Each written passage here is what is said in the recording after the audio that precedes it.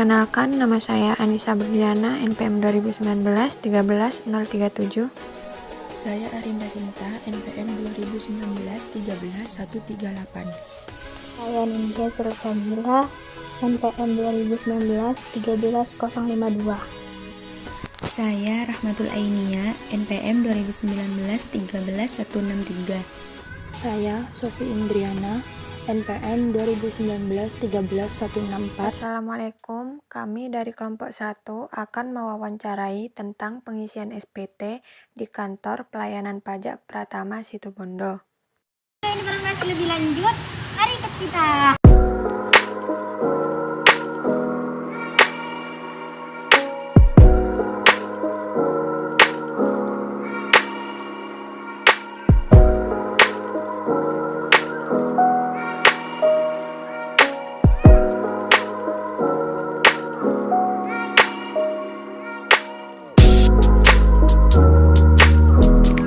Apa itu SPT? SPT sendiri adalah surat pemberitahuan tahunan yang digunakan untuk melaporkan perhitungan dan pembayaran pajak, objek pajak atau bukan objek pajak. Macam-macam SPT.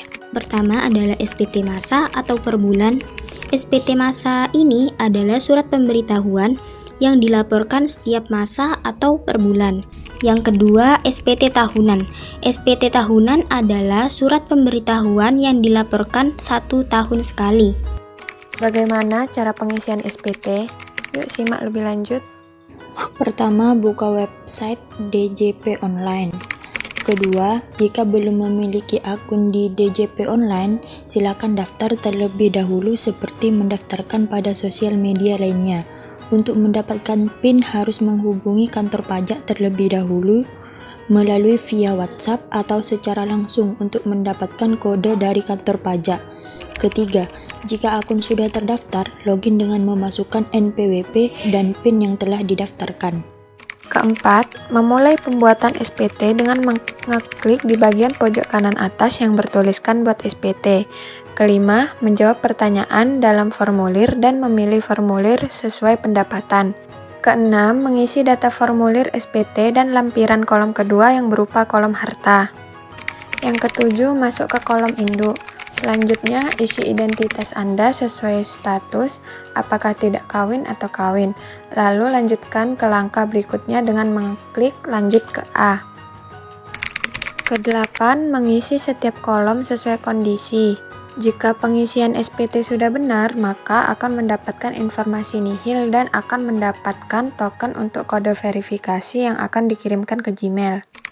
Untuk cara mengisi SPT sesuai pendapatan ada 3, yaitu yang pertama, SPT tahunan 1770 SS atau 1770 sangat sederhana. Formulir ini diperuntukkan bagi wajib pajak yang berstatus karyawan dan jumlah penghasilan brutonya tidak lebih dari 60 juta rupiah atau bekerja pada satu perusahaan dalam kurun waktu 1 tahun. Yang kedua, SPT tahunan 1770S atau 1770 sederhana. Formulir ini diperuntukkan bagi wajib pajak yang berstatus karyawan dan jumlah penghasilan brutonya lebih dari 60 juta rupiah dan atau bekerja lebih dari satu perusahaan dalam kurun waktu 1 tahun. Yang terakhir atau yang ketiga, SPT tahunan 1770. Formulir ini diperuntukkan bagi wajib pajak yang memiliki penghasilan dari usaha atau pekerjaan yang bebas, penghasilan dari satu atau lebih pemberi kerja, penghasilan yang dikenakan PPh final, atau penghasilan dalam negeri maupun luar negeri lainnya. Dalam pengisian SPT terdapat 2 metode, yaitu 1. Menggunakan metode e-filing. Metode ini adalah metode yang dilakukan secara online dalam keadaan internet harus hidup. 2. Menggunakan metode e-form. Metode ini bisa dilakukan secara offline dengan mengunduh formulir terlebih dahulu dan tidak harus terkoneksi dengan internet atau secara online. Namun, jika ingin mengupload formulir harus tetap disambungkan dengan internet. Pengisian SPT untuk yang apa ini? SPT masa atau orang pribadi? Kalau SPT masa jadi gini, kalau SPT masa itu ada banyak untuk pajaknya, ada BPN, BPH, BPN. lewat djponline.pajak.go.id. Nah, di sini kan nanti ada itunya ya, ada menunya. Masukkan NPWP pasti harusnya punya. Nah, kata sandi itu bagaimana? Kalau memang belum pernah laporan online, pertama kali laporan online sama seperti Facebook atau Instagram, kita harus daftar dulu di belum registrasi di sini. Terus memasukkan NPWP. Masukkan NPWP, EVIN itu apa? Electronic Filing Number. Nanti digunakan untuk kayak password kita. Nah, cuma ini harus diminta di kantor pajak. Jadi tidak bisa orang hanya punya NPWP tok, tapi nanti mau laporan online tidak bisa. Harus punya EVIN dulu. Syaratnya nanti kalau pribadi, fotokopi KTP sama fotokopi NPWP aja. Nanti ini dimasukkan bukti keamanan. Nah, nanti tinggal melengkapi data-datanya. Pokok nanti kalau sudah sampai sudah diaktifasi, nanti kan disuruh buat password itu, nanti tinggal passwordnya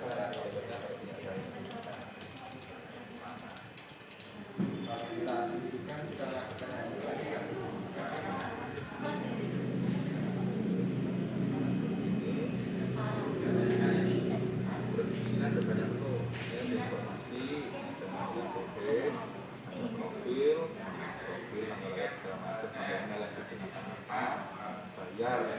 Sebenarnya ini tadi kan saya bilang kalau untuk pembayaran untuk orang pribadi itu kan ada pembayaran yang usaha kan yang dari 0,5%. Bayarnya itu harus punya yang namanya kode billing. Jadi nggak bisa langsung tiba-tiba dari Indomaret atau kantor pos mau bayar, di sini nggak bisa.